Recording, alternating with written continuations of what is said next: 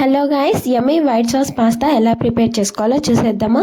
First ఒక గిన్నెలో water పోసుకొని కొంచెం ఆయిల్ యాడ్ చేసుకోండి. అవి రోలింగ్ బాయిల్ అవుతున్నప్పుడు 1 కప్ పాస్తా యాడ్ చేసుకోండి. పాస్తా లైట్గా బాయిల్ అయిన తర్వాత తీసి పక్కన పెట్టుకోండి. ప్యాన్లో బటర్ వేసుకొని ఆనియన్, క్యారెట్, క్యాప్సికమ్ వేసి లైట్గా ఫ్రై చేసి పక్కన పెట్టుకోండి. సేమ్ ప్యాన్లో బటర్ వేసుకొని 1 స్పూన్ మైదా వేసి మంచిగా ఫ్రై చేసుకోండి. తర్వాత 1 కప్ మిల్క్ యాడ్ చేసి లంప్స్ లేకుండా మిక్స్ చేసుకొని క్రీమీ కన్సిస్టెన్సీ వచ్చేదాకా మిక్స్ చేయండి. నెక్స్ట్ అందులో veggies and boiled pasta add చేసి 1 కప్ పాస్తా బాయిల్డ్ వాటర్ కూడా యాడ్ చేసుకోండి. మంచిగా మిక్స్ చేసిన తర్వాత సాల్ట్, కారం and pinch of garam masala, oregano వేసుకోండి.